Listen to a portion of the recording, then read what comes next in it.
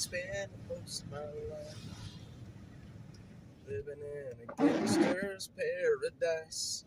Good morning, Jeffrey and Buttercheeks. I've been spending most of my life living in a gangster's paradise. Alright, good morning, rainy, cold, Austin, Texas. It's rainy, it's cold, it's winter time, and it's starting to feel that way. Good morning, you crazy cats. We're headed into Austin right now from up north. Good morning. I know, those stupid windshield wipers. How y'all like that noise? I love it. Storm Chaser Mark, good morning, my friend. How are you loving this winter weather? We've got this nice cold rain. I don't think it's supposed to do this all day, but we definitely needed some rain, I guess, maybe, huh? Isn't that what everybody says when it rains? We sure needed that rain, guys. We sure needed that rain. All right. So, yesterday, I ran across a story out of Dallas. Some real estate fraud, some nastiness. Oh, man, I've got more coming on that today. These women, 3 women committing real estate fraud up in Dallas, swindled people out of about $3.5 million, and they had no clue their arrest was coming until the feds swooped in and put the cuffs on them. And why do people do that? Why do people commit fraud? I mean, honestly, you know, if you're going to commit fraud and you're up into the millions of dollars in fraud, I mean, somebody's going to figure it out sooner or later. Like, you can't get, you know, if you're committing fraud to the tune of like close to $4 million, at some point, the feds are going to look and say, what's happening to this money? Like, where's this money going? I don't know. Maybe it's just me. We have several days of rain. Good. I did have some camps I was going to go film today, but I refuse to go into a homeless camp in this kind of weather because it's nasty enough as it is.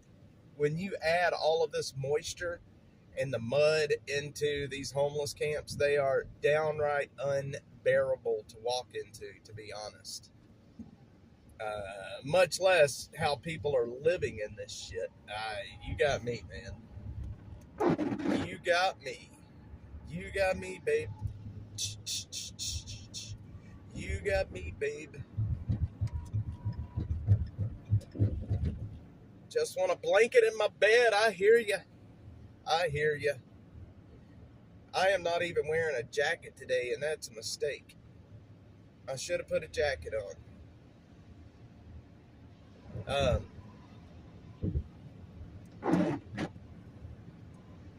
Last night was interesting. I got some stuff to talk to you guys about, but that'll be next week. I don't need to be slipping into a poop bucket. Man, do not slip into a poop bucket. I promise you. That will ruin your week. Especially if it tips over. I'm sorry about the noise of my windshield wipers. I know it sucks, but anyway, long story short, I don't really have anything to talk about. There's really not a whole lot going on in Austin right now. I mean, it's just a nasty day. There's not a whole lot of news happening right now. Did y'all see the wreck on the other side of the road just then? There was already a wreck. Looked like somebody hydroplaned into the wall over there. I don't really have anything to talk about today other than just normal bullcrap. It's a slow news day, I can tell you that, here in Austin. I do want to talk to you guys about something because there's something I've kind of gotten involved in a little bit that I want to hear your opinion on. and that is taking away Austin's city charter and turning it into the district of Austin instead of the city of Austin. What do you guys think about that? What do you guys think about the state coming in and taking over Austin's city charter and, making Austin a district? Basically, the city police will be state troopers, and state law will now cover what happens in Austin. What do you guys think about that? Is that a good thing or a bad thing? Is it a bad thing for the state to come in and Bigfoot the city? Just interested in what you think. Man, the camera is focusing on the water on the screen. Well, it could be happening, my friends. Briscoe Cain has introduced another bill. He did this back in 2021, I think. I think it was 2021. Sometime around that time. He introduced a bill that it didn't go anywhere, but he has now reintroduced the bill. And there is serious talk that they are very serious about it this time. So, I don't know. I don't know how serious they are about it just yet, but I don't know if this is just one of those things that the politicians are doing just to get some press or what. But they are, I think he's very serious about it. Yeah, I mean, it will definitely change things. The rule of law will definitely come back to play, but I think if you look at who lives in this city, it's going to be absolute hell. The citizenry will absolutely revolt, I think.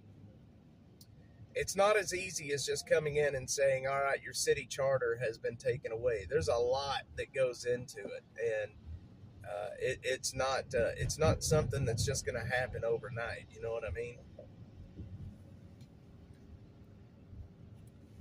So, I don't know. I hope to have more to talk to you guys about after this weekend. I'm going to be talking to some folks to see, kind of gauging their ideas and how serious they are, so on and so forth. So, we'll see. We'll see what we have to say on Sunday morning. Let's see. Let's get off this highway. I'm sick of sitting in traffic already.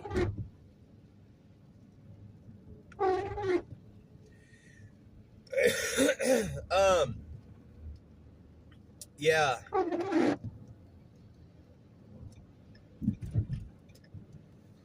Guys, guess what? We have 1 month to go.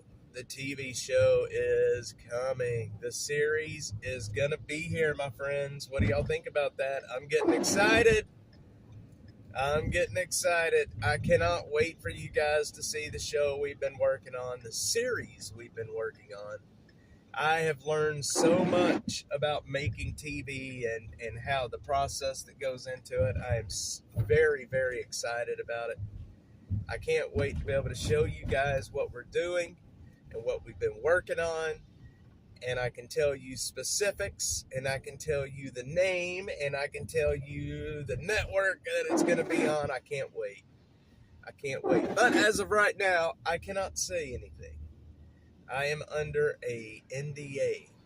I cannot say a word. I probably shouldn't even have said that.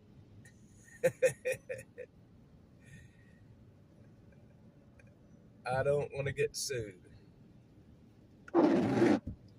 Do not want to get sued.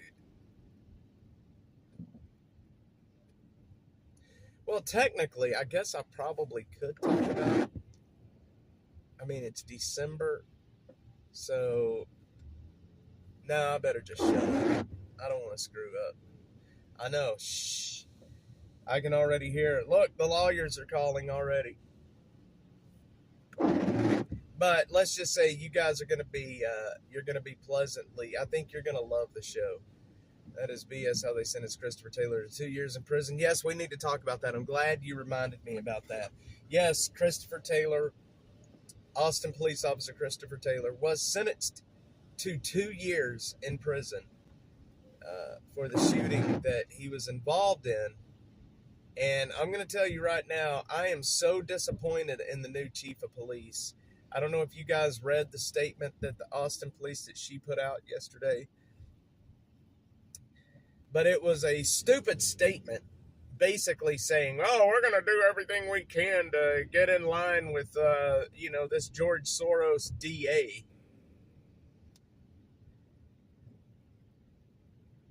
I hope Abbott does. I do know Chris's attorney, and I'm going to tell you right now that things are moving in the background. I can't say anything about what they're planning, but just know that they're just not sitting on their hands and letting it happen. I can tell you that. I can tell you that right now. They're not just sitting on their hands and letting it happen. So, but I wished I had the statement in front of me that the new police chief put out.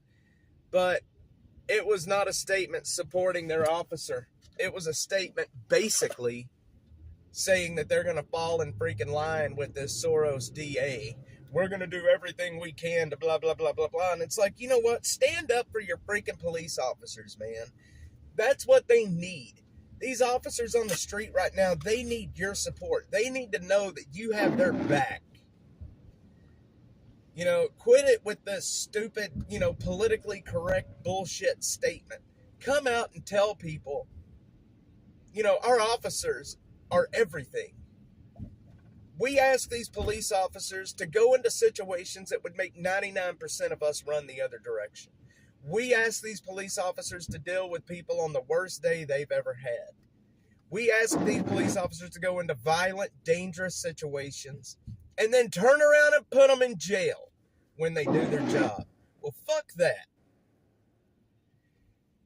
Every officer in this city needs to walk out is what needs to happen. Just walk out. Take a sick day. Let this city see what happens when they don't come to freaking work. But the officers in this city have way too much integrity for that. Jose Garza is going to go down in history as one of the worst things to ever happen to this county and this city. They're going to go down in history as one of the worst things to ever happen. And don't forget, he is still up to be removed. That lawsuit to remove him has not finished yet. It was exactly the opposite of what exactly. It was so stupid, man. I knew they hired you know what? Look, I don't know. These police officers, man, these police officers are working in an impossible situation. And Dallas, the city of Dallas, is offering lateral transfers right now. And if I was an officer here in Austin, I can guarantee you I would be looking at that lateral transfer and licking my lips right about now.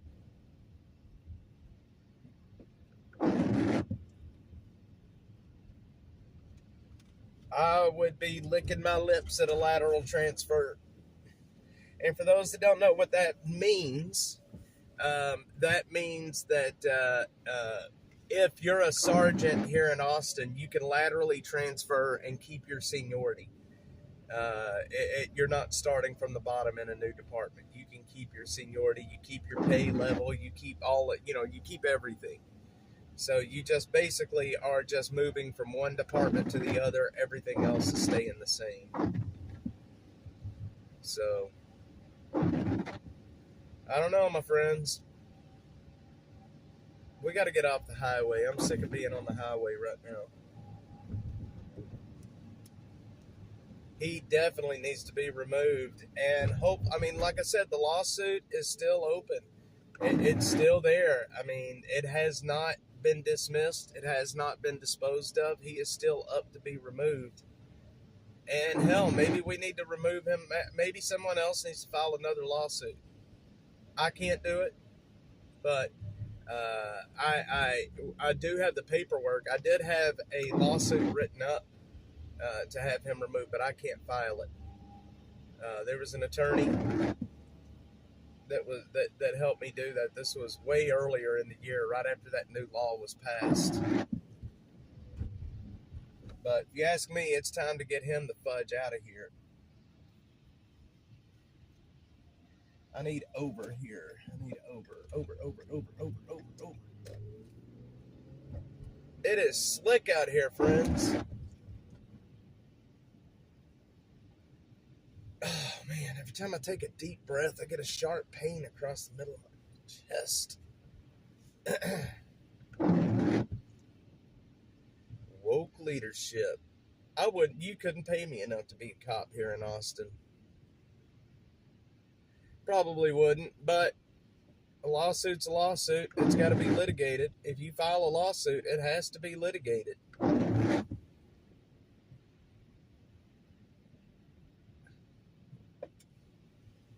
Has to be litigated. Sorry, I know the windshield wipers are loud, but I have to keep doing that because the camera keeps focusing on the water instead of outside the car.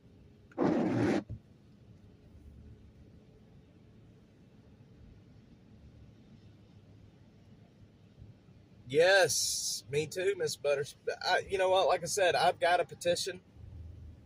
I got a lawsuit ready to go. It just needs to be filed, but sadly, I do not live in Travis County anymore, and I can't file it. My residence is in Williamson County, so I cannot file that. Now, if I lived about a half a mile down the road, like my house is literally straddling the line of Williamson and Travis County. I mean, literally, I could walk like a half a football field to my east and be in Williamson and be in Travis County. It's right there on the line. Right on the line.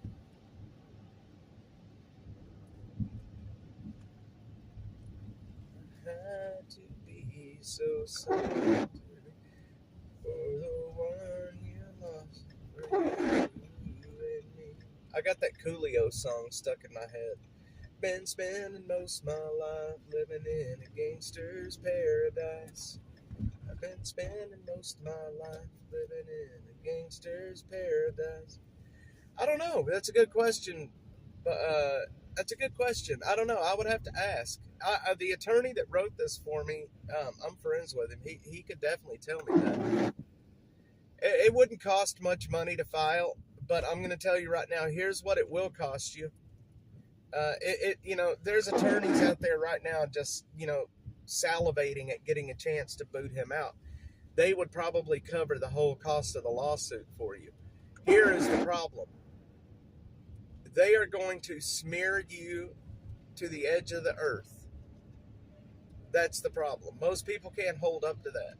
Look, we have all done stupid stuff in our life, right? We have. We've all done stupid stuff in our life. They would go back in your life and bring up everything that you've ever done and said that was stupid. They would smear you from here to yonder. And a lot of people can't hold up to that kind of pressure. I mean, it's really no different than like doing what I do and being a public personality. You get smeared from left to right. But when you go after the DA, they are really going to smear your ass. And I don't know. A lot of people can't hold up to that kind of an attack. You've got to have some exceptionally thick skin to hold up to that attack. I had a guy tell me yesterday, well, I ain't even going to say it, about, my dad and the Army and all that. I showed it to, did I show that to you, Miss Butterfly? What that guy said? What a jackass. All right, we got to stop real quickly.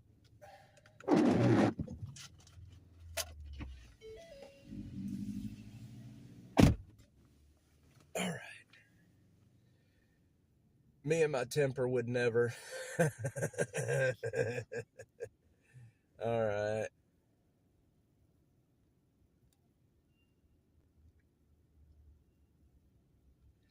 CEO of United Healthcare was killed in what many have been. Oh man, the CEO of United Healthcare has been killed in New York, y'all. Did y'all see that? Did y'all see that? That just came over my Citizen feed. The CEO of United Healthcare has been murdered in what people are saying is an assassination in New York. That is crazy.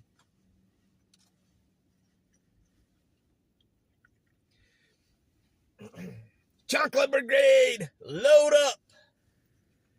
Ready, aim, fire. Hit them with the chancla. All right. We're about to get rolling. 1 sec, friends of mine. I know, man, the windshield wipers suck. I don't know why they're making so much noise.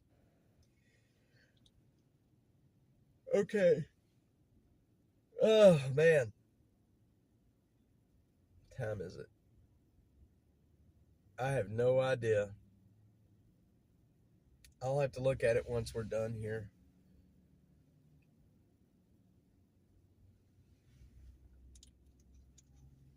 Does anybody need any sexy Christmas gifts?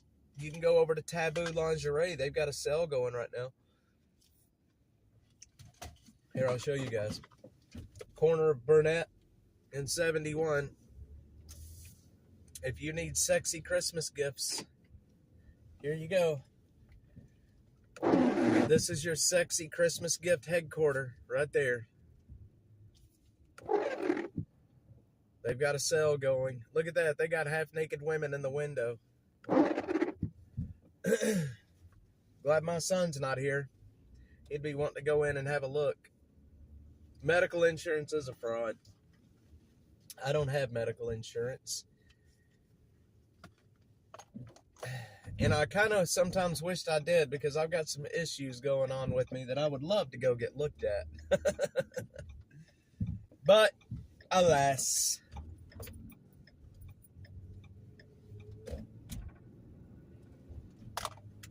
Sexy Lingerie. That's what's over there. Sexy Lingerie. Okay, I just dropped my hat. There it is.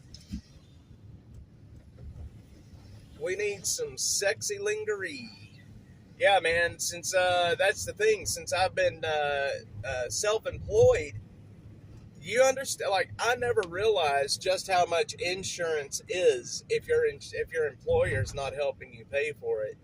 Now, coming up in January, we are going to have a different plan, and we are going to have insurance. But right now, I don't. January is going to change.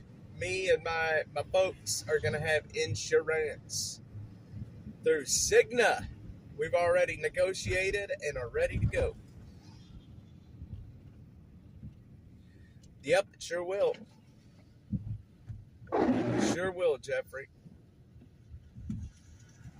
Pay a membership. Wonder how much that is. Well, you know what? I'm just waiting until my we get insurance in January, and then I will take care of some stuff that I've needed to take care of. We're gonna have we're gonna have medical, dental, and eye insurance, and prescription. Dash is gonna provide that to its employees, or should I say, its employee. Employee, singular. We start off small and work our way up.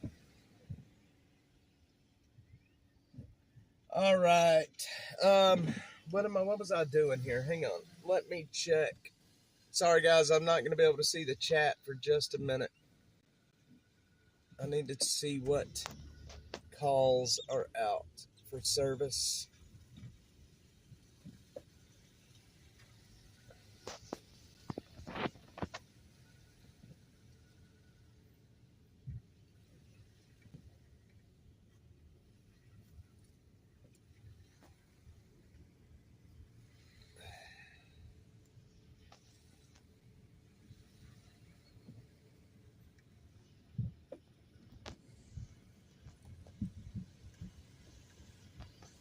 Let's see. We have wires arcing and auto fire up on Wells Branch.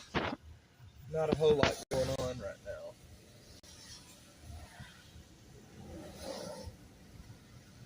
All right. I'm back.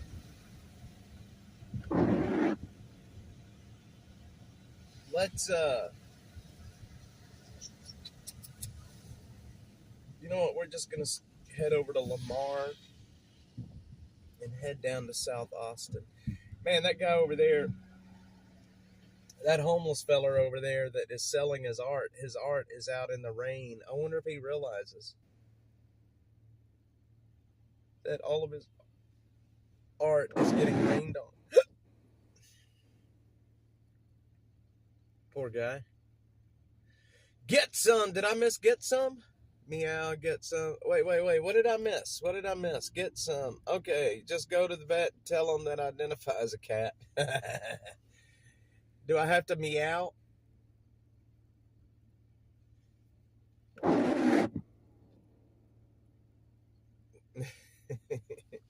Get some coming in with the hot takes.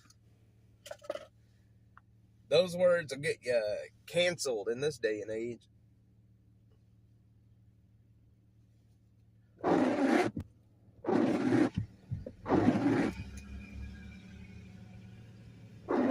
You have to purr.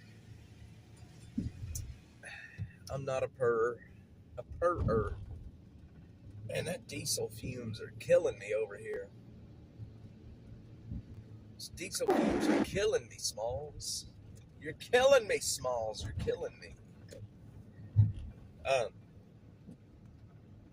Footlong conies, BOGO, buy one get one.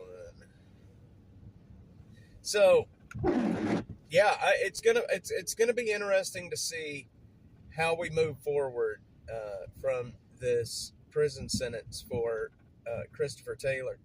Y'all, Christopher Taylor was a solid police officer. If you look at his G file, he's had nothing but commendations. He has never once been in trouble. The guy, he served the citizens of Austin, and then all of a sudden, with this Soros, you know what? They went after him. It makes me sad, man. It makes me incredibly sad. I know the wipers. Here. Is that better? How's that, butterfly? How's that, butterfly? Come on, butterfly. Tell me, how's that?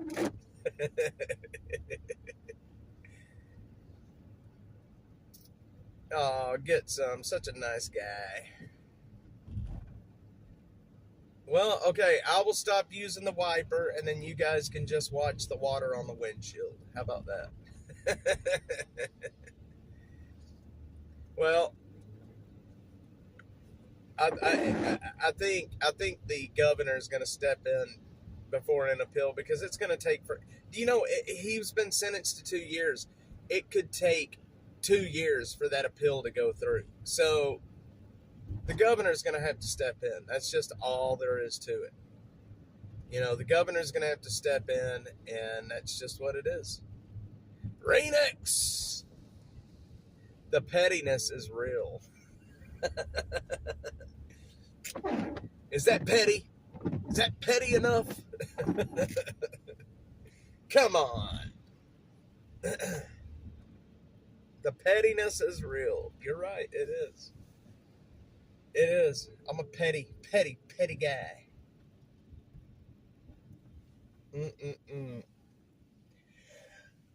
Oh, jokers. Oh, man. I think he can you know what? He is the governor. I mean, I think the attorney general, well, I don't want to say that like I know what I'm talking about, but I think he can be removed by the state, if I'm not mistaken. Come on, dude, go. Go. Everybody's looking at their phones. Oh, you jag-off. Were you looking at your phone? Hey, buddy, were you looking at your phone? I think you were looking at your phone. You were looking at your phone too, weren't you, young lady? Judges should not have immunity to the degree they do. It's just my opinion. No, judges have a lot of power, and they should be held just as accountable as you and I. Butter Cheeks, I will find out. I will ask my attorney today. You know what? Let me send him a message. Hang on.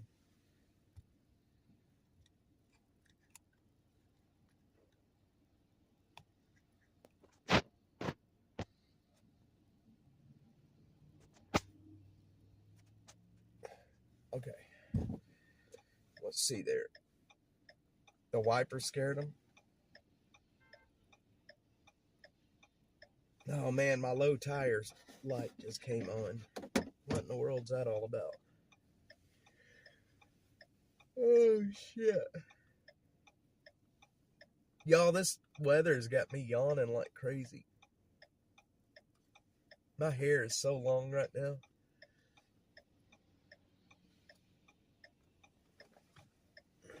Who wants to see my hair today? Who wants to see my crazy hair today? There you go. Hang on, y'all. Check this out. Look at my hair. I don't know why it's just standing straight up. I think I'm looking good. I think I'm looking good.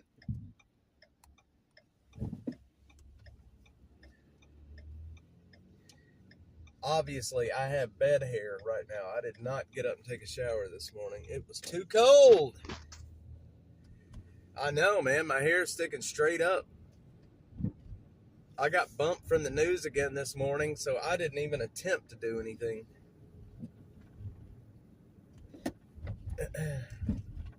I got bumped again this morning, the Jagoffs. Bedhead.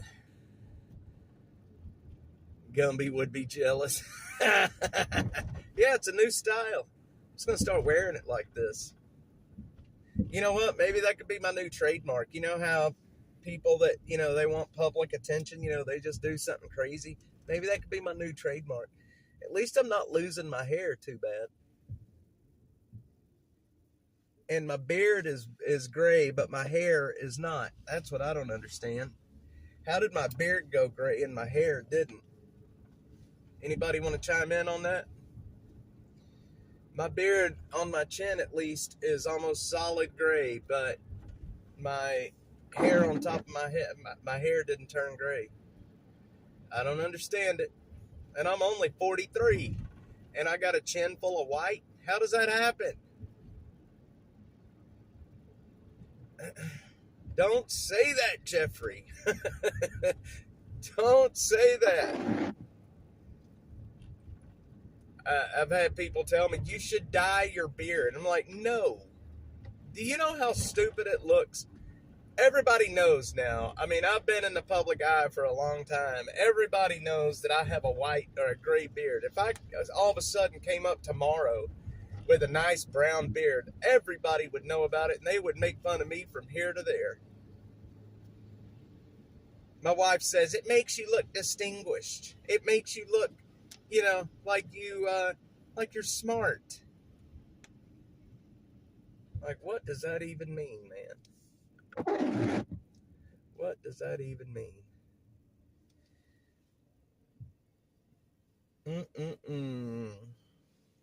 That drives my mom crazy when I go,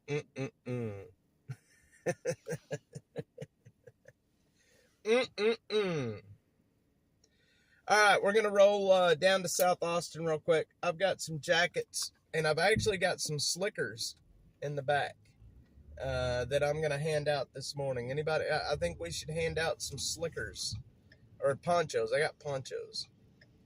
And if we have to go grab more, thank goodness ponchos are extremely cheap. And I can buy a ton of them for little money. I've lost my mind already. I can't grow a beard. I have been able to grow a beard for a long time. Ever since I was very young, I could grow a beard. Now, 5 years ago, my beard was still brown. It was actually like a blondish brown. Let's see. What did Miss Linda say? Because beard grows. Miss Linda says beard hair grows faster, so it goes gray faster. Well, make it stop, Miss Linda. Make it stop. I need one for myself. Jeffrey's lost his mind. Killer Carla doesn't have much gray. Nope, she doesn't. Yep, I don't know why I went gray so good. 5 years ago, I had very little gray, and I have children, and now look what happens. It goes gray, gray, gray.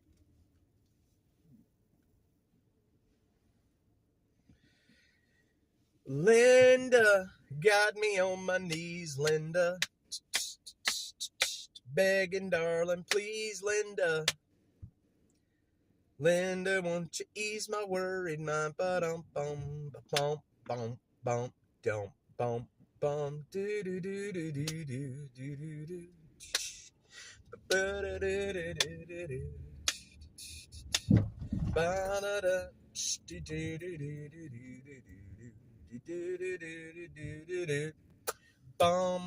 I started getting gray 37 years ago. Ironically, I've been married 37. Get some. That's your problem right there, man. That's your problem. I got married too. 11 years ago. Got married. Started having kids. It's all over. Nothing but gray hair and wrinkles. It's all right. Y'all bear with me while I get out of this traffic. We're going to get down to South Austin and get busy. Y'all just got to watch some Austin traffic for a little bit. Miss Linda, did you know that Butter Cheeks on here was Butterfly 71? She changed her name and messed up, and now she can't change it back because of the YouTube rules. So she's stuck as Butter Cheeks. And I'm going to tell you right now, she's going to try to change it back, but she's not going to want to. By the time that she's able to change it back, Butter Cheeks it's going to stick. 24 when I started working graveyard shift. Miss Linda, graveyard shift will turn anybody gray. I did a graveyard shift when I was younger one time, and I lasted about 6 months, and that was it. I'm not a graveyard shift person. I worked at, I forget what the place's name was now, but it was a wire company in McKinney where they made wire. I sorted copper. Yeah, she changed her name, and now it was a joke. But, YouTube with their rules, she can't change it back now, so. Yep. That's what happens when you start goofing around. I tried to tell her, like, you know what? You're going to screw up. You're going to screw up.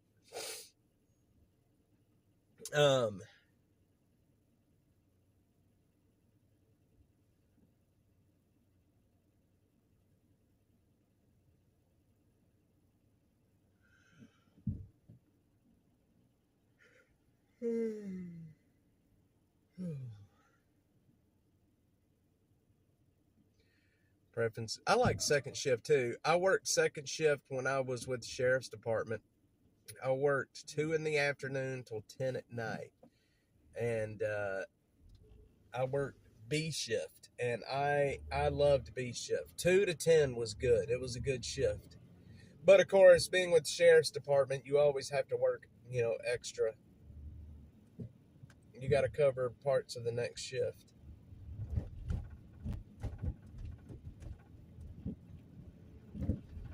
Let me tell you guys a story real quick about my introduction to law enforcement. So after I got out of the schooling and I got my job at the sheriff's department, I was working in bookend.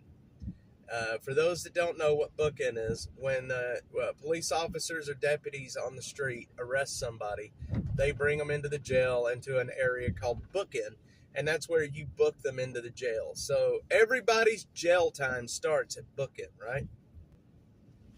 I was working in bookend, booking people in, and I'm going to tell you, you get a big mix of people in bookend. A lot of people that's drunk, a lot of people that's on drugs, a lot of violent people, a lot of non-violent people.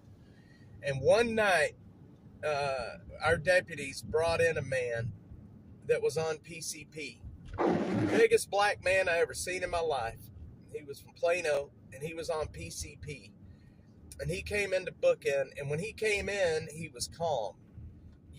But you could see it in his eyes that he something was off. You know what I mean? Like he could flip at any minute. And we had him sitting on a bench. We were getting him ready to do fingerprints and mugshot. And this man, when we asked him to stand up, this man ended up twisting off so bad. Like I said, he was on PCP. He went absolutely apeshit on us. Me and my partner, we started fighting this guy. We got him down. We tried to get him down on the ground. That's what you want to do. You want to get him onto the ground. That way we can get cuffs back on him.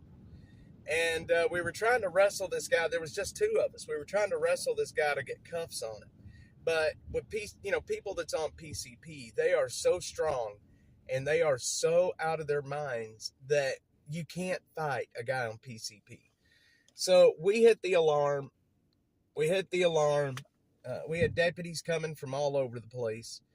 It took 7 of us to get this guy onto the ground. And but we still couldn't get his hands behind his back. We didn't have tasers inside the jail. You couldn't have a taser in the jail at that point. And so our lieutenant came down and pepper sprayed the guy.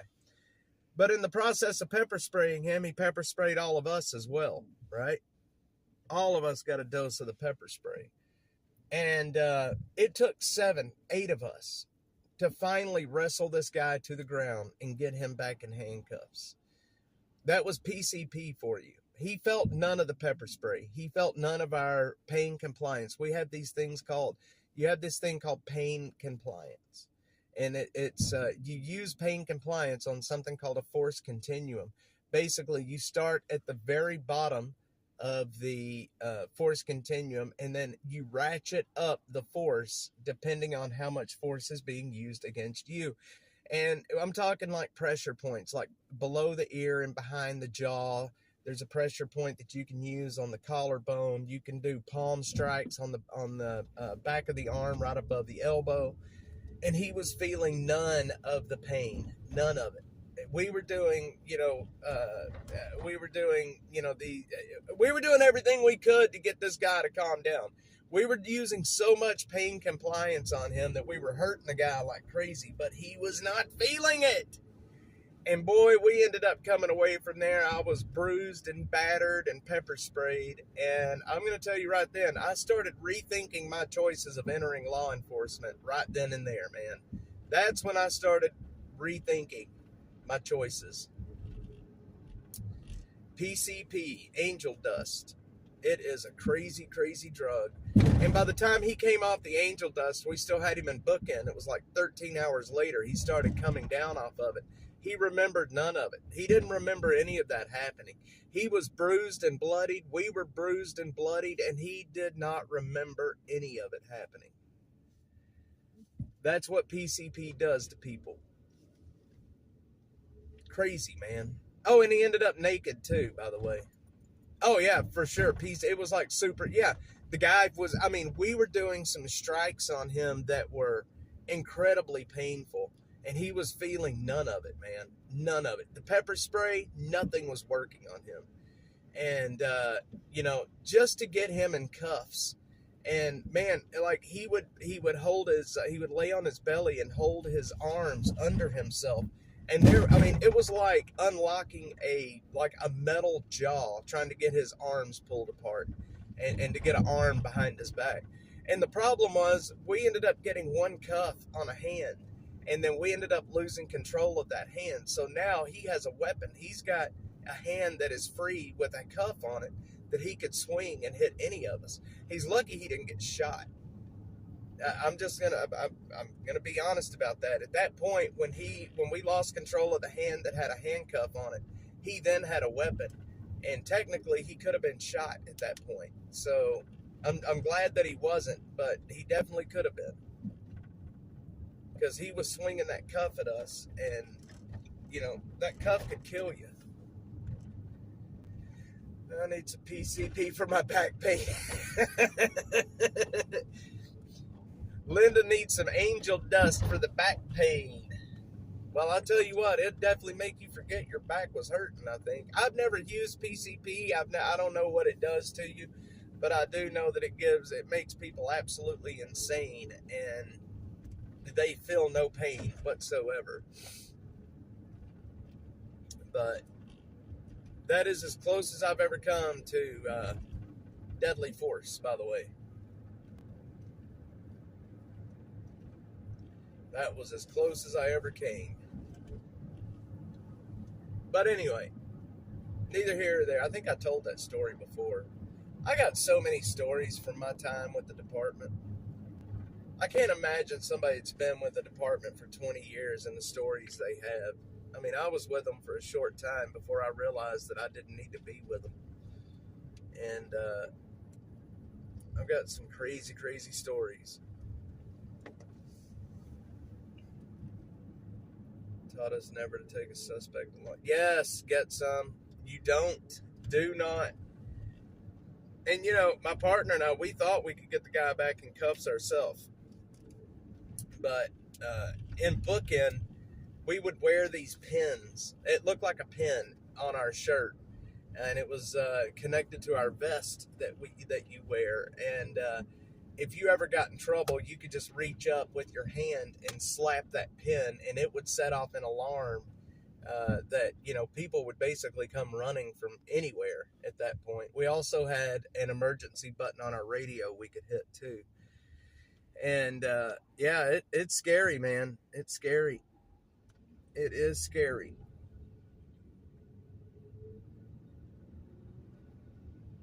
Scary, scary stuff. And I'm not a fighter. My mom can tell you I'm not a very big fighter. I don't like fighting. Oh man, Butterfly, it's scary on the street, and you know, inside Bookend, the conditions are very controlled. I can't imagine on the street where things are not controlled, and you get one officer that comes into contact with somebody on PCP. That could turn into a dangerous, deadly force situation very quickly. And I don't know if you guys realize how this works, but in law enforcement, you have what's called a force continuum, meaning you've got to start at the very bottom of that continuum and work your way up. And deadly force is the last option on the continuum. And basically, in our procedures, the way it was you used one level of force higher than what was being used on you, right? Unless it was deadly force situation, and then if your life literally had to be in danger. But you would use one level of force higher than what was being used on you, and pretty much if you were within that, you're good to go. But you really have to know that force continuum to stay within procedures and not, end up getting arrested for, something. The force continuum. And back then, I don't know what it's called today. I think it's called something different today, but back then it was called the Texas Commission on Law Enforcement Officers Standards and Education. TCLOS is what we called it. TCLOS, Texas Commission on Law Enforcement Officers Standards and Education, which was who certified officers in the state of Texas. I think it's called something different now. I can't remember what it's called now, but I think it's something different. But that's what it used to be called. So when you go to the police academy, you would have to take the test, and then TCLOS would give you your basic, peace officers certification. Is that still the name, TCLOS? Okay. Texas Commission on Law Enforcement Officers Standards and Education. I can't believe I remember that. Yep, they do. They do. At least basic peace officer. Oh, man. Let's just say I am no longer certified. There you go, butter cheeks. Butter cheeks. I am no longer certified through the state of Texas. No longer. Anyway, I'll tell you, when I was hired, Oh, I was hired with Collin County Sheriff's Department. I didn't have a certification. They put me through the certification. And they paid you while you were going through it, too. Not bad where you can get a certification and get paid while you're getting it, right? I got it. My schooling was at the Collin County Community College. That's where we did our schooling. TCLOS certified. I'm a TCLOS certified peace officer. All right, y'all. We're almost down here in South Austin. I'm going to stop bumping my gums soon. I kind of get tired of talking after a while. I've got a meeting this weekend that I'm really looking forward to. I can't really talk about it too much right now. Butterfly knows who it is, but I'm meeting with a guy this weekend I'm excited about because I want to hear what the guy has to say.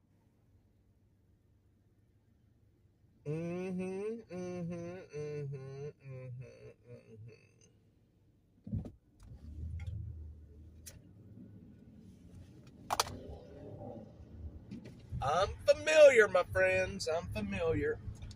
All right, we're on Lamar right now, going into South Austin. We're about to be crossing Barton Creek.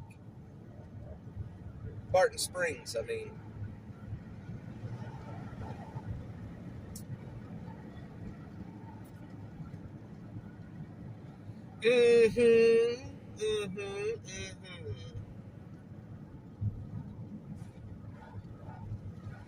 Welcome to Austin, Texas. Lady Bird Lake is empty of people this morning. Well, obviously it's cold and wet outside. I don't know why anybody would be on the lake.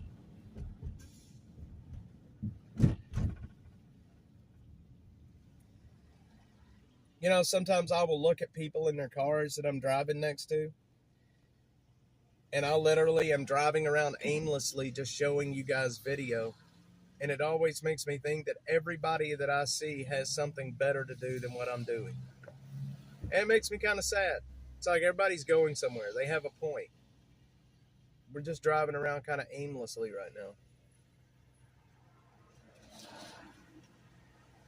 So my buddy Tyler Oliveira, you guys know who Tyler is? He's got a channel here on YouTube. Tyler confronted Joel Osteen in the last couple of days. Y'all are going to want to see that video when it comes out. He confronted Joel Osteen in person, and it did not go over too well. And I can't wait for you guys to see that whole video. Tyler's an interesting guy. I met him. We got to know each other not long ago, doing some videos on homelessness and the Lady Bird Lake stuff. You guys haven't seen his videos on the homelessness stuff here in Austin, but you will. You will see it. It is a coming.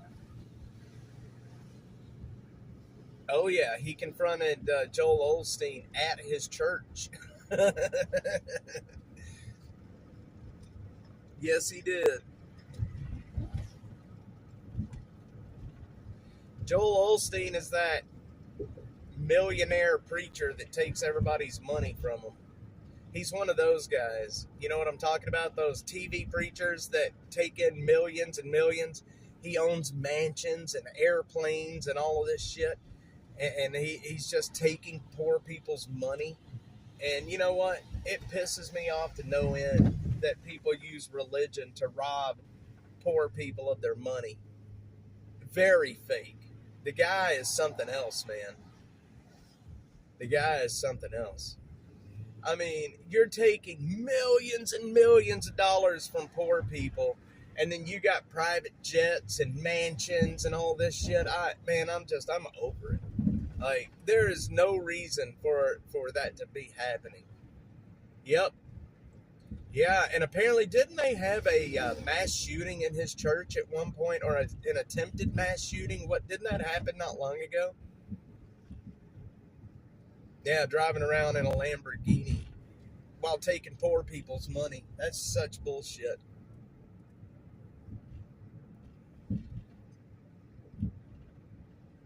He is in Houston, Texas. Houston, Texas is where he's at. I'm going to tell you right now, the guy is something else, man. I'm so glad Tyler confronted him.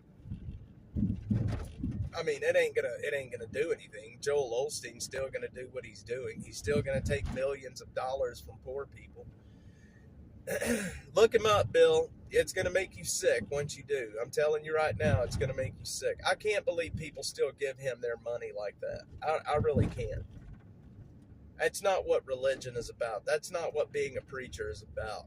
Buying Lamborghinis and oh yeah, do y'all remember that during the floods in Houston? He refused to open his church up because wasn't it something about he just had his carpets redone or something, and so he would not open his church up to people. It's crazy, Jeffrey.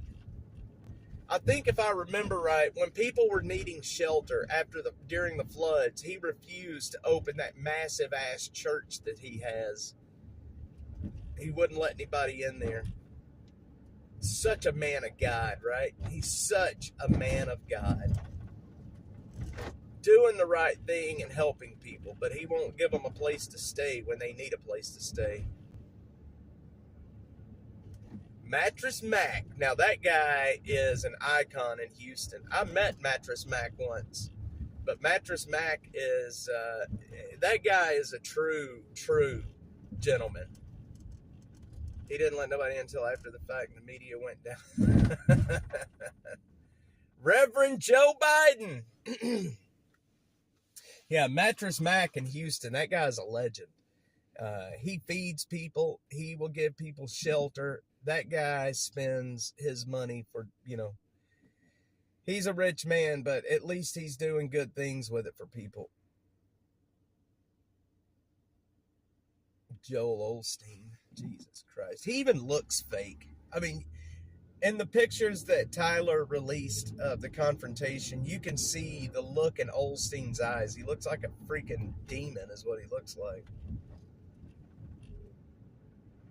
His judgment day is coming, Texas Cutie. Good morning, Texas Cutie. Yes, his judgment day is coming. That is for certain.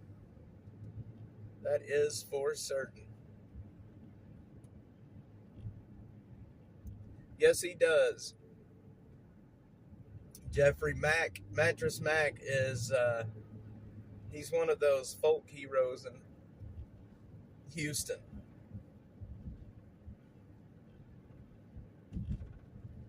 Mattress Mac. Gary, I didn't know, is he in Houston? He is in Houston, isn't he? Good morning, Texas QT. All right, guys, I have to stop right up here and go to the restroom real quick. I am sorry, but I've got to. Used to have a drug problem. His kids did too. Mattress Mac Gallery Furniture. I didn't know he used to have a drug problem. Well, you know what? It's usually those kind of people, man, that, they had issues. They were on the street. They know what it's like to be, in the middle of dope and in the middle of the streets. Then they make money and they use that money to do good for people. And it's good to hear. People like Mattress Mac, we need a lot more of them. I don't know if that's why I do what I do, because, I know what it's like to be on the streets. I know what it's like to be in the middle of the shit. I wish I had money to help more people, but we do what we can with what we got. And, honestly, considering I'm just one person, I think we do a lot for the community. I really think we do a lot for the community, and it makes me happy. And it really makes me mad when people tell me, it's like, Jamie, you're helping a couple of people. You're helping 20 people. What do you think you're really doing? And it's like, man, I hate hearing when people say that shit. It's like, that's one person that otherwise would not have received any help, that wouldn't have gotten a jacket, that wouldn't have gotten a blanket, that wouldn't have had a bite to eat. And I hate it. I hate it when people tell me that. I don't understand it. And people telling me, like, quit handing out water and stuff to people on the street.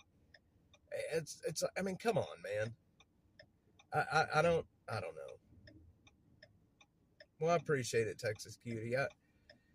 I mean, we may not even be making a scratch in the problem, but, at least we're trying, right? I mean, you got to start somewhere. You got to start trying, I don't know. I'm going to get off my soapbox.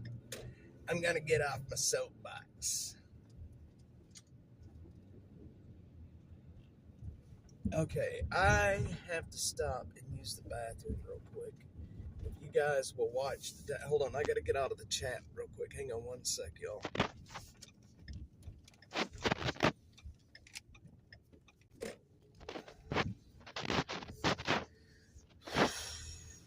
One sec, friends.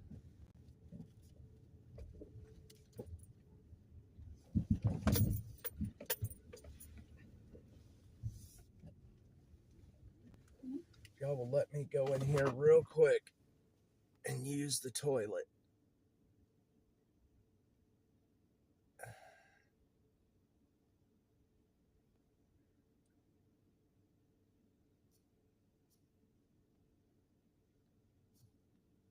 Okay. Give me one sec, guys. I'm sorry. Y'all just bear with me for just a second.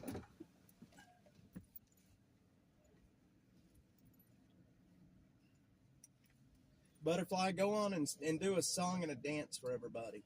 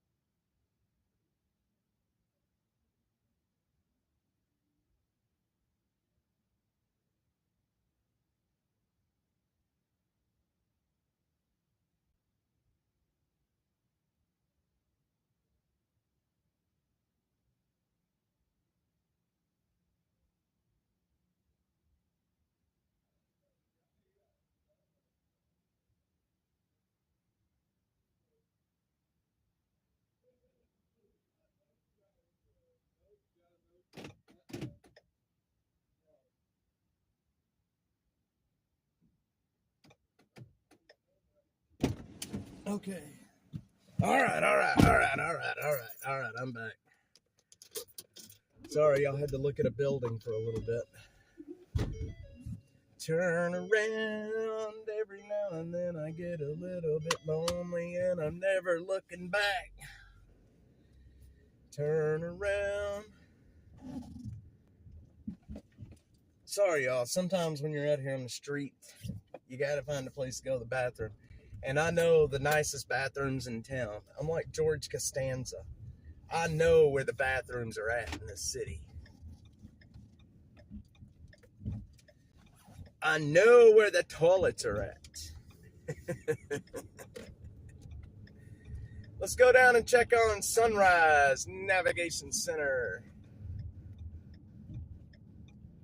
Come on, everybody. You got to be in the, you know what? You may not be in the mood to sing and dance right now, but as soon as you start singing and dancing, you will be in the mood again.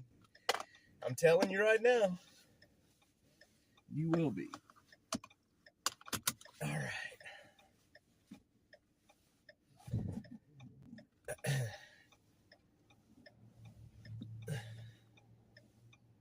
We're going to head over to Sunrise real quick. I want to see what's happening over there this morning. Sunrise, for those that doesn't know, for those that do not know, Sunrise was just sued by the state of Texas because of the bullshit that they bring into this neighborhood 50 feet from an elementary school. Open air drug use, nudity, crime. It is such a bad thing in this area, and they are 50 feet from an elementary school. And sadly, the kids that go to this elementary school, they have a fence that is topped with spikes around the school to keep people out. Yeah, my mom, Killer Carla, is a Bee Gees fan. That's what she does. She does the Bee Gees. She is a huge Bee Gees fan. So, for those that don't really know, this area that we're in right now is, this is Frontier Trail right here.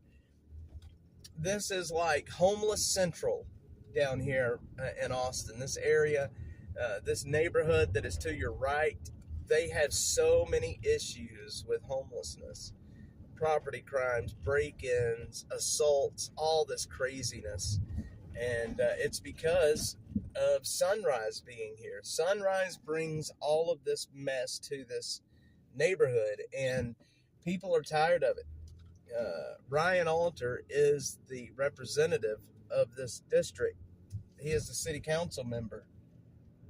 And I'm telling you right now, he is a pile of garbage. Ryan Alter. Let's see what's happening over here this morning.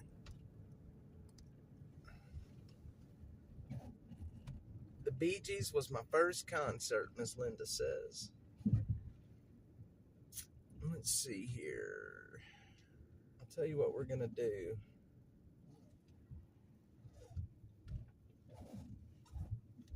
We're going to go pull up right over here.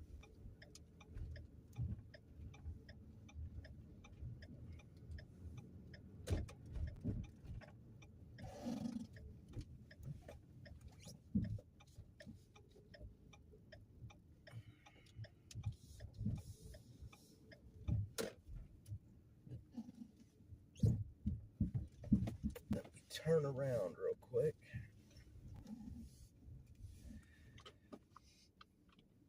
A shave and haircut.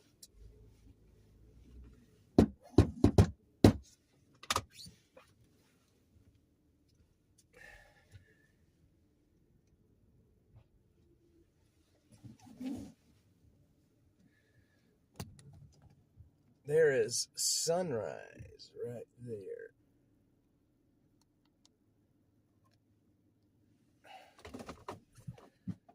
That is Sunrise right there.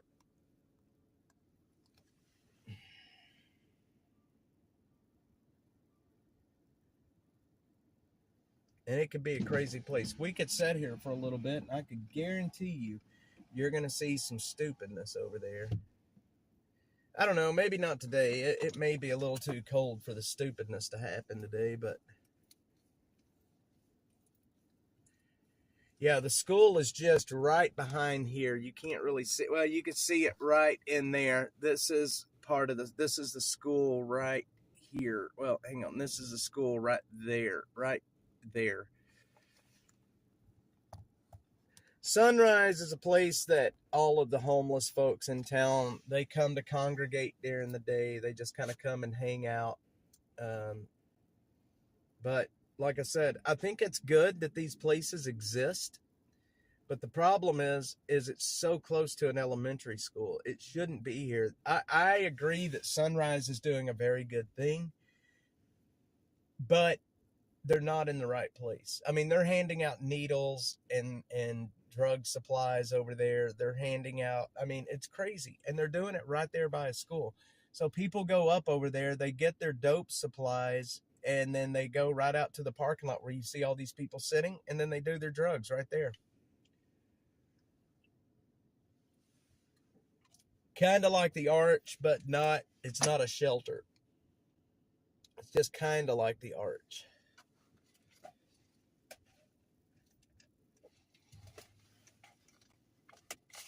They're basically just kind of getting the supplies they need to live. I think there's washer and dryers over there. Yes, it definitely, Greg, it needs to be somewhere else, 100%. I think, like I said, maybe it's a good, maybe they're doing a good thing, but it needs to be somewhere else. Now, let me tell you, we've got the contracts for Sunrise. In their contract with the city, they take millions and millions of dollars from the city to do this right here, right? In their contract, it says that they only have to help 10% of the homeless community. 10% is their metric.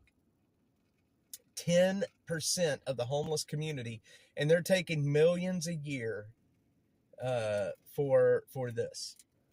But like I said, I think it's a good thing. I think Sunrise does a good job. They just need to be in a different place. It doesn't need to be right here in the middle of a neighborhood and literally 50 feet from a elementary school. So I don't know, y'all. I mean, you tell me, is it a good thing? Should it be here? Am I bitching about something that I shouldn't be bitching about? I don't know. I don't know. I hope I'm not bitching about something I don't need to be bitching about. Bill, good morning. Greg, good morning.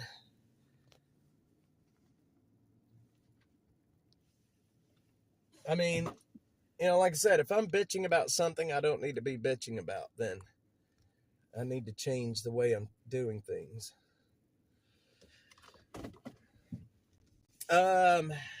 I'm going to publish the contracts here pretty soon. I don't have, I'm pulling their financials and everything now.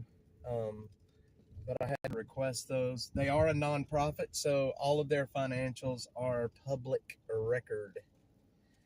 But yeah, I mean, you can see just kind of the stuff that happens out. Now here you can see, hang on, let me show you where the school's at. So here's Sunrise here, right? The school is right there. That's Joslyn Elementary, and that's Sunrise. So that's the problem. They're in a very bad location. Yeah, you wouldn't catch my kid dead going over there.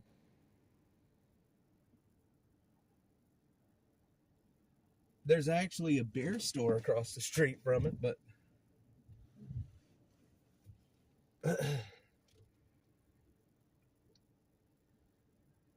and let me show you something here. Let me show you guys something here. So hang on a sec. Do y'all see that box right there on the side of the building that says nice? Do y'all see that?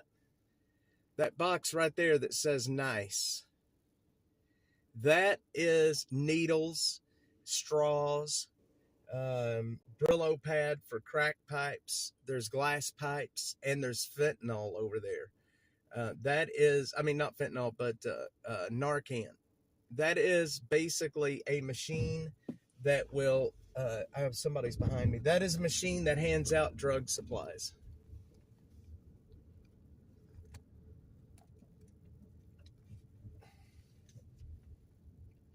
I went to Joslyn when it was 6th grade only.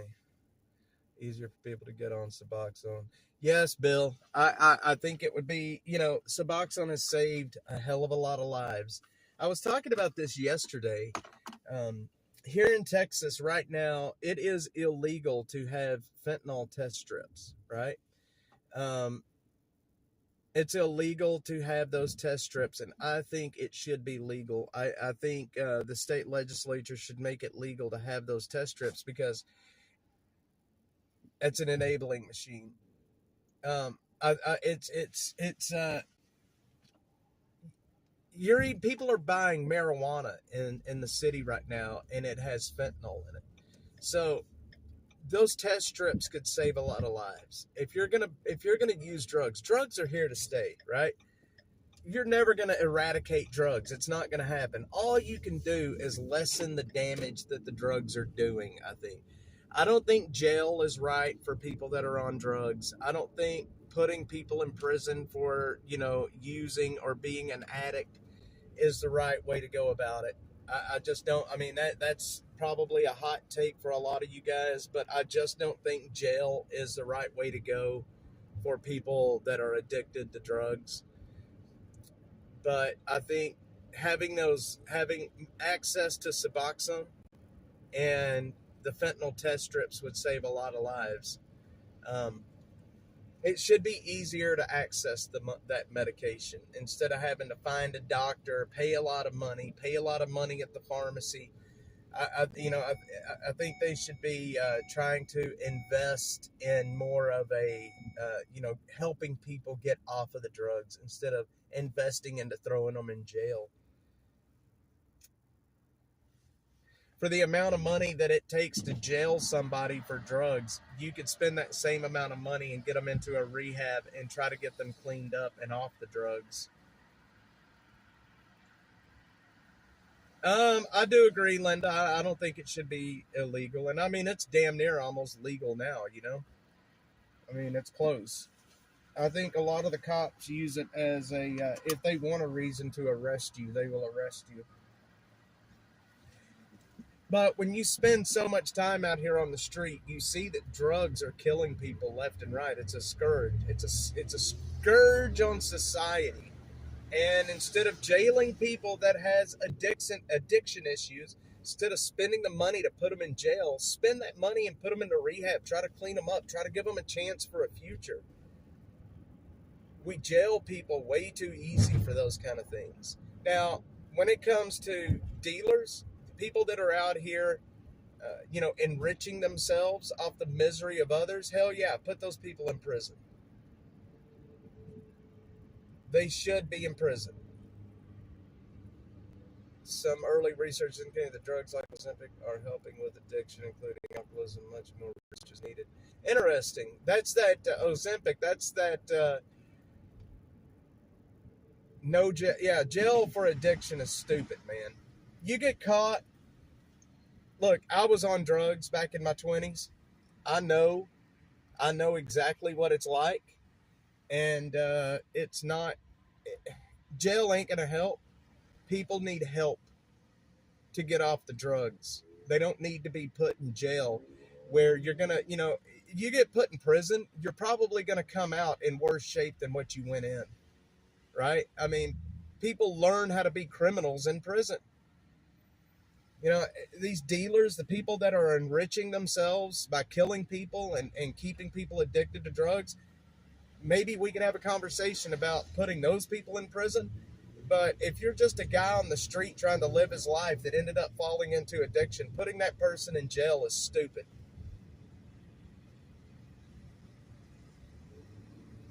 Diabetic drug prescribed for weight loss. Interesting. That's going to be interesting to see what they come up with about that. Seriously. But no jail for drugs. I'm here to tell you. The war on drugs has failed, and all we've done is put a lot of people in prison for a long time for no reason.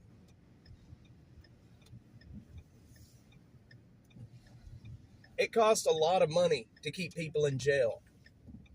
Why not take that money and try to help them change their lives around? Why not take that money and put them in a rehab? I went to rehab in my 20s.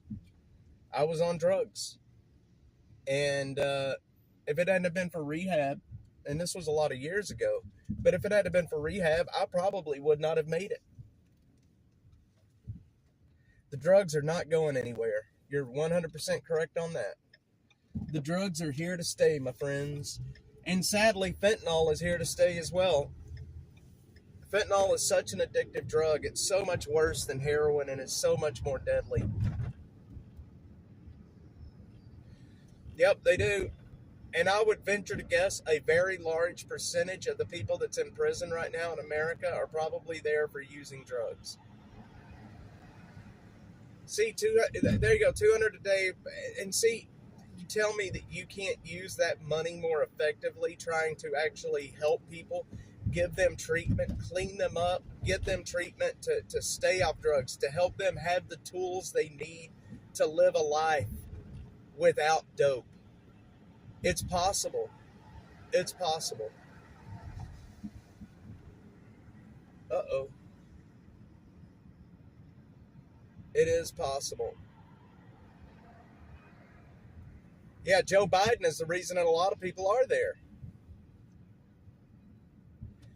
Now, the war on drugs is already lost. The war on drugs is over. I mean, it's a lost cause. Look, the drugs are here, man. It's like saying that we're going to take guns off the street. You're not going to take guns off the street either. Guns are here to stay, man. They're here. They're not going anywhere. The same with drugs. They're here and they're not going anywhere. Life in prison for crack. Well, I think instead of, if we're going to throw money at it, I think it would be better to throw money at treatment options instead of. Now, maybe at a certain point, the justice system does play a role in rehab and helping people clean themselves up. Maybe at a certain point, just like with homelessness, the justice system does play a role in homelessness. It does have its place, and I think the justice system does have its place in drug abuse as well. But it is not the first line. It's not like you get caught with, let's say I get pulled over right now and I got some fentanyl in my pocket because I'm addicted and I'm just trying to not hurt. I'm trying to stay away from withdrawals, right? You don't throw somebody in prison simply because they are addicted. Put some money towards helping them get into rehab. Put some money towards giving them therapy. That way they can deal with the issues that they're having that's causing them to be addicted to drugs. Let a doctor talk to them. Let them have therapy. Let them have counseling. Put them through a medical assisted detox where they're not going to hurt. I don't know if anybody's ever been through detox, especially off of an opiate, but it is one of the most horrible things you can ever imagine.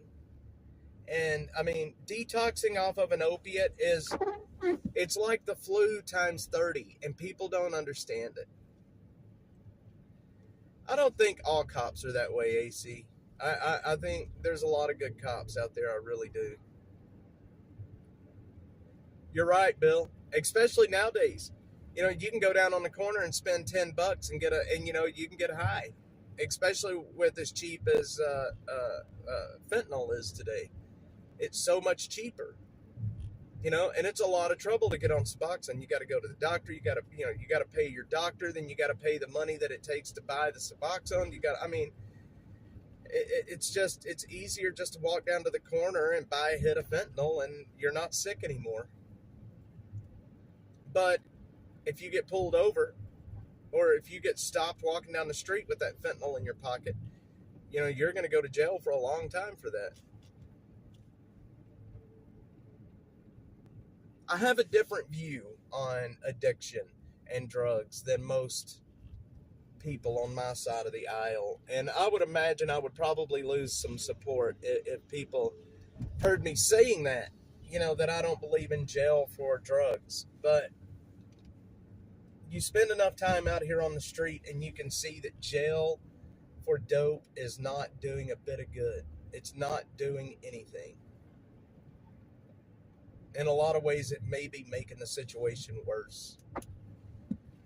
You go to jail for a felony, you get out, you can't get a job, you can't get a decent job anyway. It completely ruins your life just because you got addicted to drugs. Jeffrey, they pocket a ton of money. Same thing in the homeless arena, the homeless industrial complex. They're pocketing millions of dollars and saying they are helping people. but what are they really helping? You know, it's like these nonprofits in the city of in Austin right now. The nonprofits. It's the homeless and industrial complex, and they have a ATM called the government. Linda, I am right there with you. I do smoke. I shouldn't, and I wished I didn't, but I do. And I fought. I had issues with alcohol as well back in my 20s. I think a lot of us did. In your 20s, you do some crazy stuff in your 20s. I don't know why that is, but I'm just glad that I was able to change my life around back then. And I haven't had a drink of alcohol in I don't even know how long. It's probably been 20 years now. I have another pup. No, I'm gonna tell you, I stopped doing drugs, and it was easier to stop doing drugs than it is to stop smoking. I kid you not, man. I was on some pretty crazy drugs, pills and alcohol and stuff, and it was easier to stop that than it is to stop smoking. And I will stand by that. My dad died smoking. He died because of smoking. And I can't believe I still smoke. I really can't. After watching my dad die the way he did, and I still wake up every day and put a cigarette in my mouth. Jeffrey, that is the truth, my friend. Yeah, nicotine is one of the most addictive. I believe it 100%. 100%. It is extremely hard to quit once you get started. But do y'all remember the pills that they used to give you for that? What was that pill called that they used to give you for smoking? Oh, what was it called? Remember, it was that pill they gave you at the doctor, and it would help you quit smoking. It took away the urge to smoke. Oh, what was that pill called? It made you have crazy drink. Chantix, that's it. Chantix, that's it. Yes, I took Chantix in my 20s to try to stop smoking, and it does. It makes it where you don't want to have a cigarette. I don't know what that does to you, but let me tell you something. I had some of the craziest dreams I've ever had on Chantix. It was crazy, man. Chantix. Do they even prescribe Chantix anymore? Ozempic. I've heard we were just talking about Ozempic, and Ozempic actually helping with addiction as well. Yes, Austin is very big. We're a little over 2 million people now down here. We're in very far South Austin right now. We're about to make our way right back up through downtown. Actually, let's make a U-turn and do that. Maybe I should try to get some Chantix and stop my smoking. My brother stopped smoking, but then he just started dipping. So, I mean, he did stop smoking, though. My dad did, too. He tried to smoke his finger in the hospital, the finger with the little red light on it monitoring. Oh, man. Well, let me tell you something about my dad and smoking. My dad had one of those mini strokes. They call it like a transient ischemic attack or something like that. It was like one of those mini strokes, right? And he was in Baylor Hospital up in Plano. And this was when I was back in my 20s. And my dad wanted to smoke. Obviously, they wouldn't let him. So he undid all of his devices and he walked outside and smoked. The cops came and got him. The Baylor cops came and got him and put him back in his room. It was so funny. He just unhooked all of his shit and went outside to smoke. It's crazy, man. Oh, wait. No, this is not where I need. That's a colon. He sure did. More people die from tobacco-related issues and alcohol, car accident, AIDS, drugs, murder, and I believe it, Texas Cutie. I believe it. Yeah, my dad, he unhooked all of his stuff, and the cops came out and got him and brought him back in. He got in trouble for that. He, and I don't know. That's my dad for you. My dad was the most hard-headed man I've ever seen in my life. Died of a heart attack at the hospital. Doctor asking, hang on, y'all. Doctor asking, will he quit smoking? He said no. Buenos dias, YouTube bully. Yes, sir. Good morning. Good morning, good morning. Do not use vapes to try to stop smoking. Yeah, and I also heard they give you something called like popcorn lung or something like that. Ibogaine can cure all kinds of addiction, maybe cigarettes too. Ibogaine, I've heard of that drug. Ibogaine. All right, we're headed up Congress, man. We're going to be at the Capitol in about 5 minutes if you guys want to watch the drive. Texas Cutie, you probably work in either legal or health. What is it? You're going to sue the tobacco companies. YouTube bully. YT, I say YouTube bully, YT bully. I'm assuming YT bully stands for YouTube bully. There you go. You work in the health field. A lot of folks in my family work in the health field as well. Vape for 10 years, not one problem. I just want to stop smoking. I want to get away. So I've been reading a lot of research here lately about nicotine and how nicotine is beneficial to humans, but it's all the different carcinogens in like cigarettes that'll hurt, like Zen, for example, the little nicotine pouches. I could probably stop smoking with Zen. You've already said, yeah, well, sue them again, man, because the only way I feel like the only way a lot of people are going to stop, and that includes me, is if they are just taken away. You know what I mean? I feel like it's just going to be taken away, or it needs to be taken away for people to quit. I've given up trying to quit, unfortunately. Linda, that was my dad. He just finally was like, you know what? I'm a smoker, and that's the way it's going to be. And he told us that. We harped on him after my dad had an aneurysm many years ago that he should have technically died from then. And they told my dad after that aneurysm, if you don't quit smoking, you're going to die. And he basically told him, fuck off. I guess I'll die smoking. And he did. I'm going to go smoke grass. I was never a marijuana. I never liked marijuana. I don't like the high. I just can't do marijuana. And now I can't believe that I ever drank as much as I did either. You're just trading nicotine sources with things like Zen and are becoming addicted to a high concentration of nicotine. I get it. I believe it. I've tried to cut out all addictions in my life. I cut out sugar. I've cut out carbohydrates. But for some reason, man, I can't cut the nicotine. I just can't cut the nicotine. It sucks. It's tough. I was smoking 2 to 3 packs of cigarettes per day, and vaping helped me out. So, Mark, are you done smoking? Research is finding more and more carcinogens in vapes. I believe it. I mean, look, you're putting a chemical in your body. You know, it's like processed foods. You know, humans, it's processed food is not good for us either. It's all the chemicals and shit that they put in it. Vape is no different. It's just a bunch of chemicals. I can imagine that the more research that happens into these things, the more that they're going to find that it's bad for us.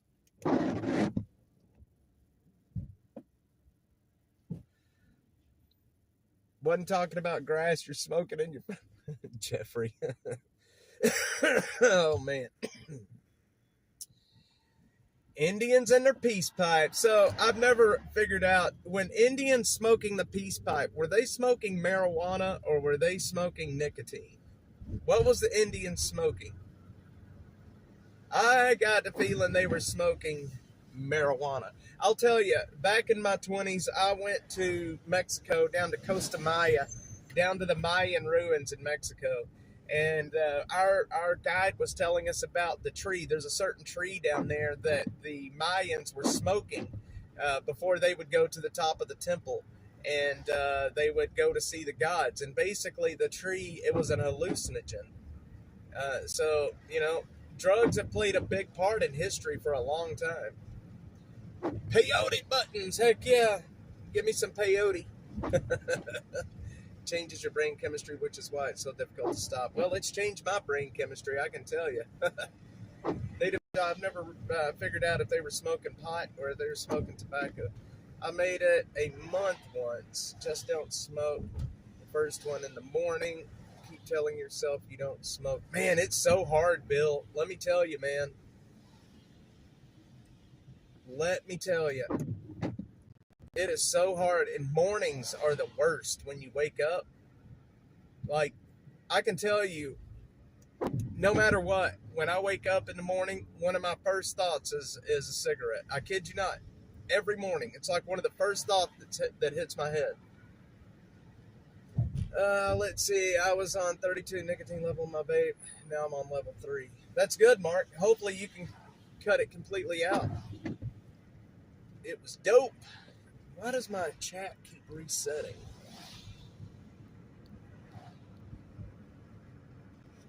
I find it interesting. We get on these lives and start talking, and it's so interesting. If I bring up a subject, what subjects people will get active and want to chat and talk about. And it generally talking about, the old days, talk about life back in the 70s and 80s, and talking about cigarettes and dope and alcohol. That'll get people chatting more than anything. Oh, man. First 3 days are bad. 7 days gets a little better. When last time I tried to stop smoking, my problem was I got a headache, a intense headache. Do you guys, anybody that has ever had COVID, which I'm sure probably most of us that are here right now has had COVID, but do y'all know the COVID headache? Do y'all know what headache I'm talking about with COVID? That's the kind of headache that I get when I try to quit smoking, by the way. I get that very intense COVID kind of headache.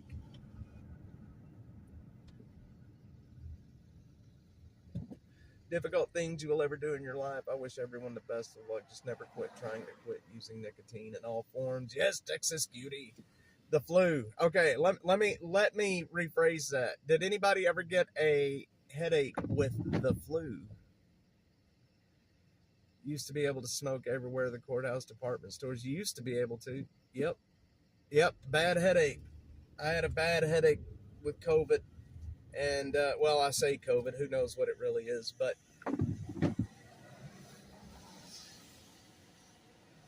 yes, it is. Yes, it is, Texas Cutie. So, speaking of COVID, COVIDiots, isn't that what they call them now? The COVIDiots. Taylor Lorenz, I posted this on X the other day, where she had put a post out about how she said that people that are not wearing masks are raw dogging the air. What the hell does that even mean? Raw dogging the air. Greg, I'm in Australia and it's 2:30 here. Brother, I would be in bed. Well, thanks for showing up over here. I have a moderator that is in Hamburg, Germany, actually. His name is Library Fox. 8th grade, my math teacher had an ashtray full on his desk. Yeah, man, back then I remember when I was a little kid walking around Walmart and you would see cigarette butts on the floor. You would see cigarette butts on the floor in Walmart. Stay on your soapbox, Texas Cutie. I think it does good for people to have these conversations. I really do think it does good for people to have these conversations. Greg, have a good one, man. Have a good morning, or have a good night. Let's put it that way. You're in Australia. Have a good night. Yep. I remember after they stopped, I was really young when they stopped that, but the smoking on the airplanes, but they used to have the ashtray still in the armrests for a long time. It's crazy, man. All right, we are crossing Ben White. We're heading up SoCo right now. So, hey, you guys, Saturday morning, 10:30, we're going to do a murder tour here in Austin. I'm going to take you guys to some of the craziest crime scenes here in Austin. We're going to go to a lot of them on Saturday morning. I'm writing the tour right now where we're going to go and mapping it out. We're going to have a fun time Saturday morning. I'm going to tell you guys the stories of the murders, and I'm going to go show you guys where they all happened. I hope it'll be a good time. Those masks I call face diapers, and the other ones look like jock cups. Mark. Yeah, Taylor Lorenz, man. I don't know if she's just a complete psycho or if she is literally just trolling people at this point. You know what I mean? I sometimes think she's just trolling people. I mean, raw dogging the air. Who the hell? How could you even come up with that? Man, look at the weather out here. It is so nasty this morning. 10:30 Saturday morning. Actually, we'll start the live a little bit earlier, probably about 10:15, but we're going to start at 10:30.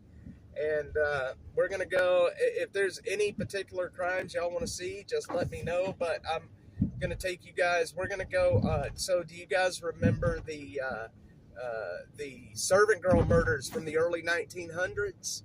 The servant girl murders. I'm going to take you to where each one of those murders happened. We're going to go see what those sites look like today. I did a video that I never released about the servant girl murders where I went to every site and every murder scene and filmed there. So we're going to do that. We're going to do the IRS bombing. I mean, there's a lot of them. We're going to do a whole lot of them. And some you may not really expect. And then next week, I'm taking you guys to Waco. We're going to go up where the Waco biker shootout happened. That's going to be a lot of fun, too. I've got a story. I'm going to tell you guys the story of the biker shootout. And we may have a special guest with us on that one. We may have a bandito to come on and talk with us and take the tour and go up while we're doing that live. A bandito that was there when the shootout happened. What do you guys think about that?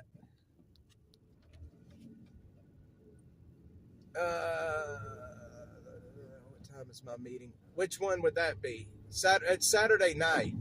Saturday night. We're going to dinner. Yes, so I have gotten in contact with a guy that is living here in Austin that is a part of the Bandito Motorcycle Club. He was at the shootout when that happened, and he has quite the story to tell you guys. And I hope he wears his leathers. Holy cow, they've opened the new HEB, guys. The new HEB is open. I've got to go in there just to see what it looks like.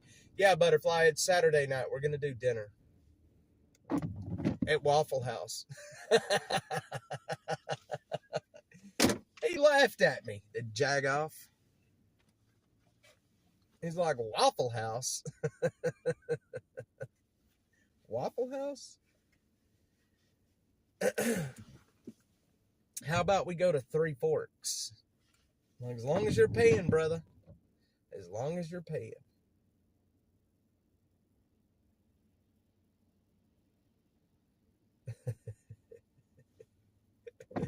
Anyway, guys. Man, we had a good stream today, man. A lot of people chatting. I appreciate all of you guys being on here to chat with us and hang out. I love, I have no monetary benefit to doing these streams. I do it because I love chatting with you guys and hanging out and showing you guys Austin. It's such a good time, and I'm here in Austin working anyway, so I try to start my day off chatting with you guys.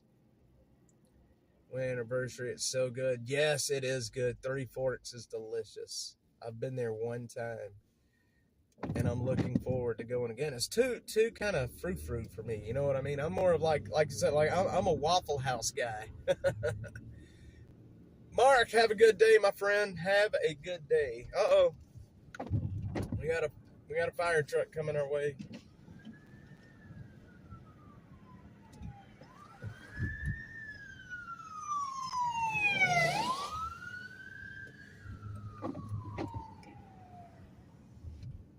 Well, I appreciate it. Butter cheeks. Butter cheeks. You are butter cheeks. All right, well, let's make a run up Congress to the Capitol, and we'll finish up at the Capitol up here this morning. Butter cheeks. Yeah, I'm looking forward to Saturday's stream. It's going to be a lot of fun. Probably 2 or 3 hours, maybe 3 hours. It just depends, but it's going to be a lot of fun. I've done a lot of research on the crimes that's happened here in Austin. Oh, the one place that I am very excited to take you guys, right? The one place that I am very excited to take you guys on Saturday, we are going to Charles Whitman's house, or what was his house. It is down here on Jewel Street in Austin. You guys know who Charles Whitman is, right? I'm going to take you guys to his house. We're going to start at his house, and then we're going to go to the hardware store that he bought the rifles that morning, and then we're going to go to the apartment building where he killed his mother, and then we'll go to the University of Texas where he did his fuckery. I'm going to show you guys right now. You know what? We're right here. I'll just go ahead and show you guys where he killed his mother that morning before he went. Overnight, he went to his mother's apartment and killed her, and then went back home and killed his wife, so on and so forth. But his house is not far from right here. Live Oak Street. Don't dox yourself, Jeffrey. He did end up having a brain tumor. He sure did. And so I went to, there is I forget what the place is called. It's part of the library here in Austin. The case file is there, and anybody can go in and view the case file, view the crime scene photos. You can read everything about what happened. It's here in Austin. I spent a lot of time. I spent 2 days there reading the case file and taking pictures of the case file from that mass shooting. Probably one of the first mass shootings that's ever happened in this country. That it was really bad. Look at that. Can y'all see? You can't even see the buildings in downtown right now. I mean, we're right here at the river, and you're just now barely starting to see the buildings in downtown. Yes, he had a brain tumor. But they say, I've read different things from different people and different doctors that said that it may have had something to do with what happened, but some people say it does, some people say it doesn't. I don't know if anybody's ever really came up with a definitive answer if that brain tumor caused him any issues. Welcome to downtown Austin. Why does my chat keep resetting on me?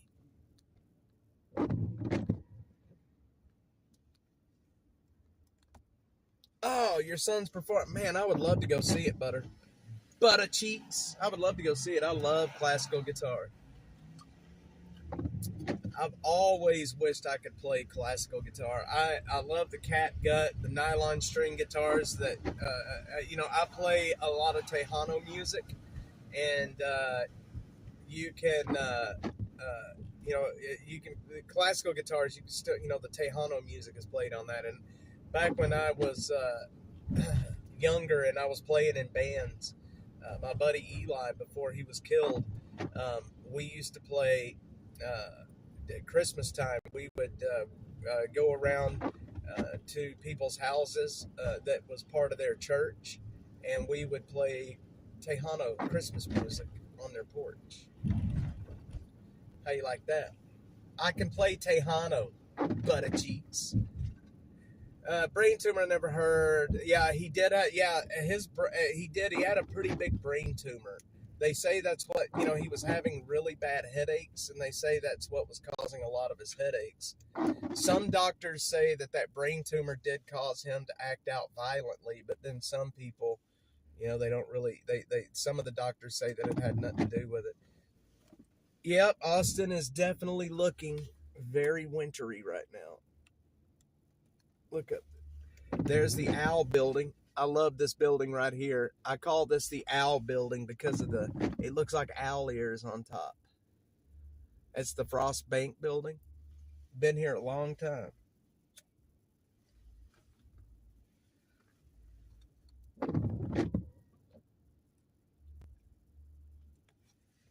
Been here a long time. A lot of these buildings have been here a long time, but most of the bigger buildings, Steve Adler lives in this building right here.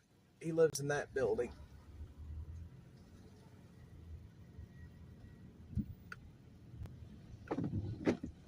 Look at the Capitol back there. You can barely see the top of it.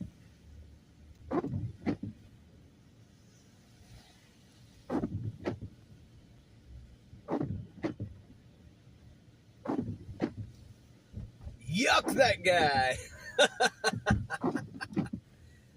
Screw that Adler guy.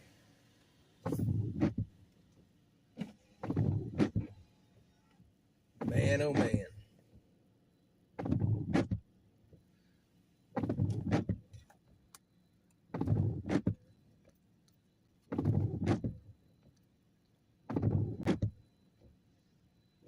All right. So, for those that don't know a lot about the history of the Tower Sniper, right down here, right next to the Capitol, there's a building over here. This is where Charles Whitman's mother, he moved her here. She got divorced from her husband, from Charles Whitman's dad. He was a very violent guy, and he moved her here to Austin with him. And she lived in a building right next to the Capitol. And the night before Charles Whitman went to the clock tower at the University of Texas, he went to his mother's apartment and killed her, and then put her in bed, put her under the covers, and then he wrote a note and put it on the door telling everybody that she had the flu and please do not bother her. But a lot of people don't realize exactly where that happened at. All of this happened right here in town. But I've never seen a video on YouTube yet where the creator takes you to each location where, he committed his fuckery. And the building that she lived in, that he killed her, the location is right next to the Capitol. Right next to the Capitol. Man, I don't like these. What are you doing, dude? Jesus Christ. And while Charles Whitman's house is no longer here, the houses that he lived in is no longer on Jewel Street. They did tear it down. I can't stop. I'm going to slide through this intersection.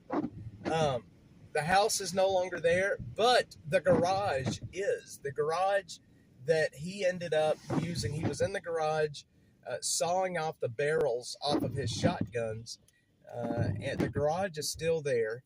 And some neighborhood kids saw him sawing off the barrel of his shotgun, and he gave them the barrel to play with.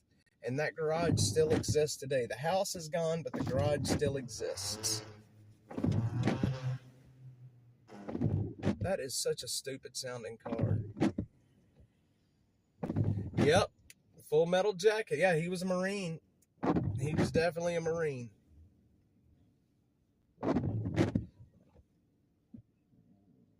I haven't posted one thing on X yet today. I need to do that. It's a beautiful view of the Capitol this morning. A very beautiful view of the Capitol. I wish the rain wasn't making it hard for the camera to pick it up.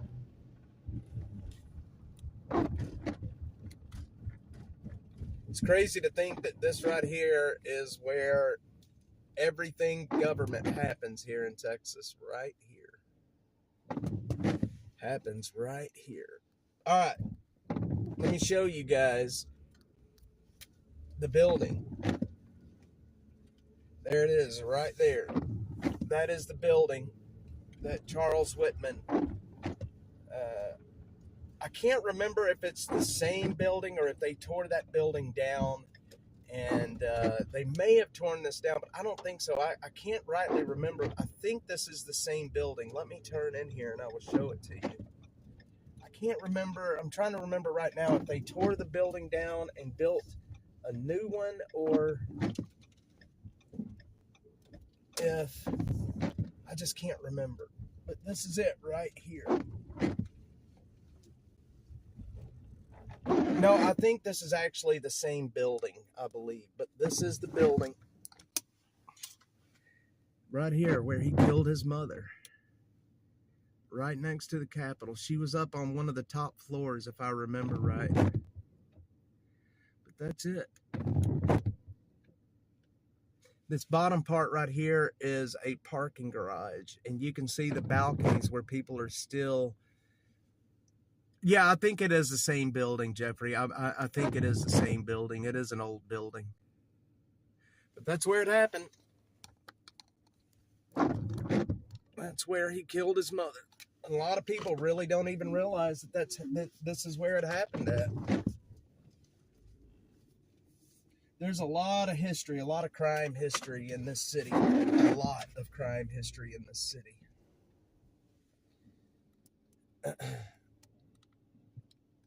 Yes. Yeah, and you remember they used to have the law or the ordinance or whatever you want to call it where you could not have a building taller than the Capitol. Boy, that went away quick, didn't it? You had to be able to see the Capitol no matter where you were at. And this is the church. This church right here. When I was homeless, this is where I slept. I slept right back. There's a porch. There's a porch right back here. You can't see it right now because of the construction. But there is a porch right back there. And that's where I slept for about 6 months when I was homeless here on the streets. The First United Methodist Church. I spent a lot of time back there. Crazy to see it now. Yes, Saturday, I'm going to learn you guys a lot of new stuff. Well, guys, I'll tell you what, we have been live for 2 hours this morning. I appreciate everyone being here. I've got some work to do today. I've got some videos I need to make, and I've got some content I've got to get up on X. I appreciate everyone for being here. Thank you so much. Thanks for chatting and making this a fun morning. I hope everybody had a good time chatting, and maybe it makes your day a little bit brighter. Yeah, Jeffrey says, same thing happened with compact computers. Can't be higher than a pine tree, so you want to get 10 stories higher than the pine trees. Yes, Jeffrey, you have a great one too, guys.